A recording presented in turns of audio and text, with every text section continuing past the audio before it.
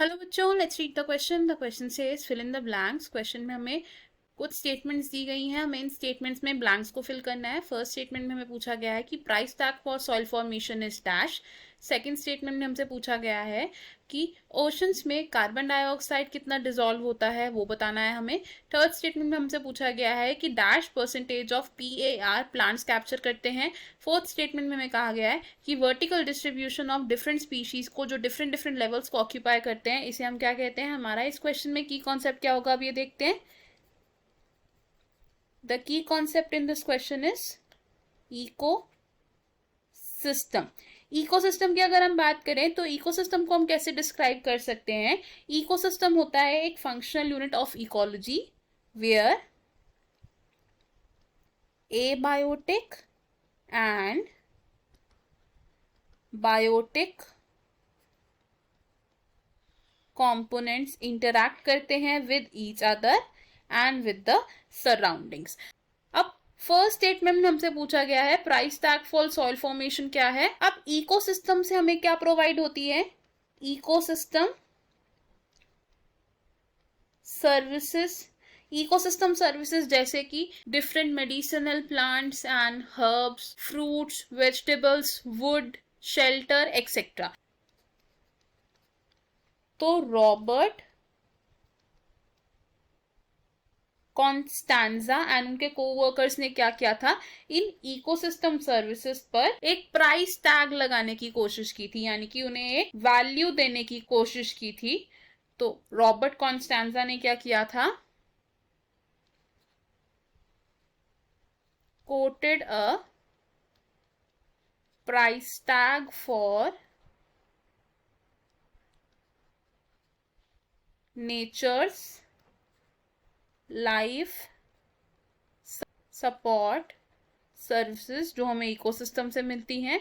अब total price कितना coat किया गया था. It was approximately 33 trillion US dollars per year. अब रॉबर्ट कॉन्स्टेंजा ने क्या बोला था कि जो हमें इकोसिस्टम सर्विसेज प्रोवाइड होती हैं उनके लिए अगर हम प्राइस टैग लगाएं तो on an average 33 trillion US dollars per year का प्राइस है, जिसमें से 50% ऑफ टोटल कॉस्ट जाता है टू सॉइल फॉर्मेशन. 50% किसको जाएगा, टू सॉइल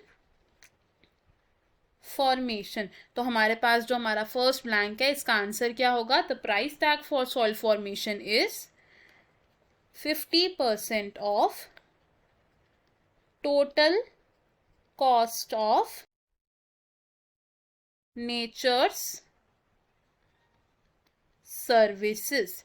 अब सेकेंड स्टेटमेंट की अगर हम बात करें तो सेकेंड स्टेटमेंट में हमसे क्या पूछा गया है कि कितना amount of carbon dioxide dissolve होता है इन ओशंस. तो कार्बन की अगर हम बात करें, कार्बन की रिसाइकलिंग होती है इन द इकोसिस्टम एज अ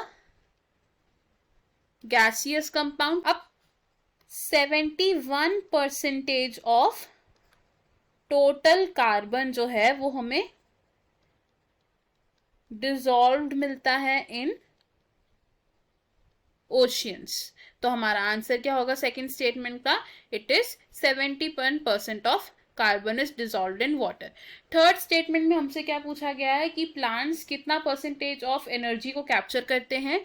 तो प्लांट्स कैप्चर करते हैं सोलर एनर्जी को. अब टोटल सोलर एनर्जी में से जो एनर्जी अवेलेबल होती है for photosynthesis to the plants उसे हम क्या कहते हैं, फोटोसिंथेटिकली एक्टिव रेडिएशन, जिसे हम क्या बोलते हैं, PAR. अब टोटल सोलर एनर्जी में से less than 50% of solar energy आती है under the photosynthetically active radiation. और इस फोटोसिंथेटिकली एक्टिव रेडिएशन में से भी जो प्लांट्स होते हैं ये क्या करते हैं, कैप्चर करेंगे approximately 2 to 10% of light energy को. तो थर्ड स्टेटमेंट के लिए हमारा आंसर क्या होगा, it is 2 to 10%। And fourth statement में हमसे पूछा गया है कि वर्टिकल डिस्ट्रीब्यूशन ऑफ स्पीशीज क्या होता है एट डिफरेंट लेवल्स। तो vertical distribution of species at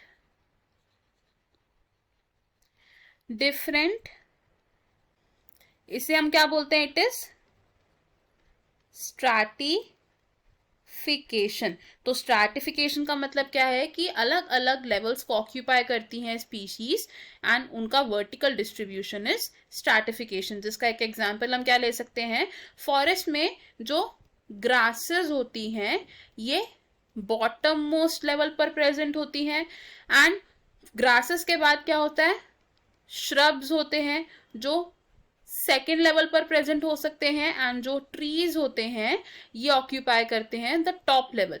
तो हम क्या देख रहे हैं, एक वर्टिकल डिस्ट्रीब्यूशन हो रहा है ग्रासेस, श्रब्स और ट्रीज का इन द फॉरेस्ट। इस डिस्ट्रीब्यूशन को हम क्या बोलते हैं, स्ट्रैटिफिकेशन।